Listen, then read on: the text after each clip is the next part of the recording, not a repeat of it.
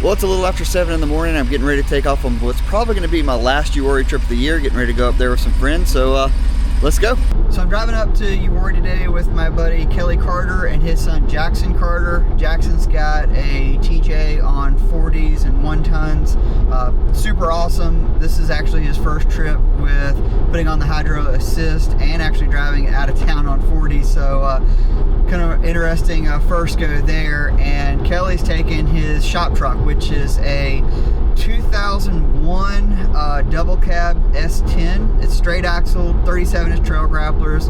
Now what's interesting about that truck is it was the original truck that I purchased, I don't know, maybe 5 years ago, if not longer than that, when I wanted a straight axle S10. Now that truck was wrecked in the back. I bought it for $1,500, had like 200,000 miles on it, and I thought this would be a cheap, you know, good build platform. And once we pulled off the bed, we found some other stuff that wasn't great, and for the amount of time and energy and money and all that stuff that I wanted to pour into the straight axle S10, I ultimately said, you know what, this is probably not the right truck for this. So Kelly bought it for me. I went and found another S10, which is the white one, and we built up that truck, and he ended up just basically putting the little S10 on the back burner for him, and then ended up building it up to how you see it today. And it's not meant to be like a hardcore wheeler or anything. It's a little shop truck. So we just got wrapped up with Better Burger, got into Uwharrie, and as we were pulling into Troy, essentially, I passed my buddy Chris King, and he had Drew Love right behind him. And I was like, hey, you guys going? And so we texted and said, hey, we're got a small group, why don't we meet up? So getting ready to pull into the outpost and meet up with King and Drew. So we'll have a little bit of a bigger wheeling group today, which is always fun. All right, so what are you airing down to, Jackson? I'm probably gonna air down to 10 PSI today. It's pretty dry out here, so I don't think I need to go much lower than that. What are we airing down to, Kelly? I don't know. Low? Probably, I don't know, 10. All right, we'll try that. What are you airing down to today, King? I have already aired down to about 10-ish. All right. I may have under-inflated a few, so 8 to 10-ish. All right, so we'll do that, and we'll get ready, then get out on the trail. Look at that. Awesome.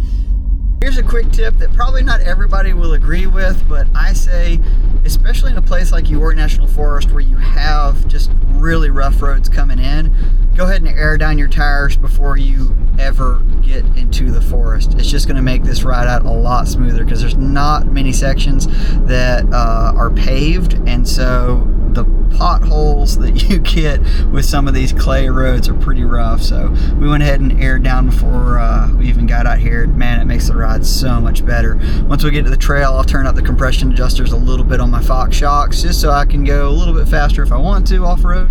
And yeah, we'll have a good afternoon of wheeling. For those of you who haven't been here in a while, Dickey Bell actually has a new bypass. So you can go to the right and go completely around the hard stuff. Or you can do like our group, and we're gonna go ahead over here to the hard stuff.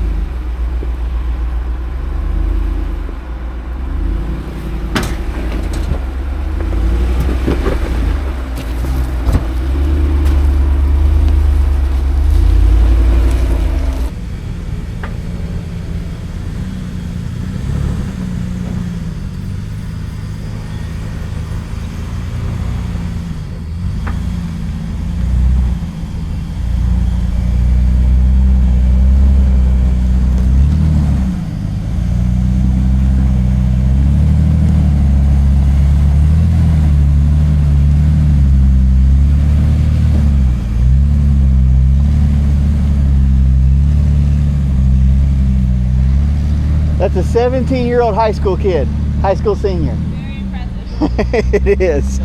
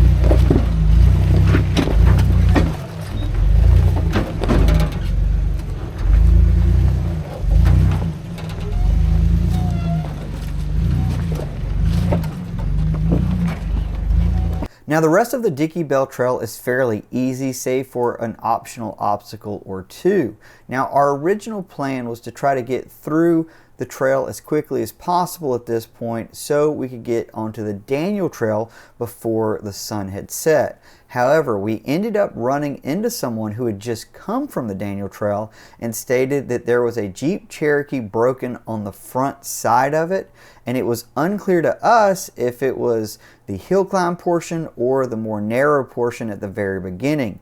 Since a lot of that very beginning section is only wide enough for one vehicle, we decided not to sit in a traffic jam and didn't take the risk, so we continued on the Dickey Bell Trail onto the new section of trail. If you haven't been this section, it's super easy, pretty scenic. It kind of reminds me of the Lakeview Trail. I don't know what the reasoning is why they carved this out and closed down the old section of the Dickey Bell Trail. I really like the old section. This is just pretty scenic, but it's not challenging at all.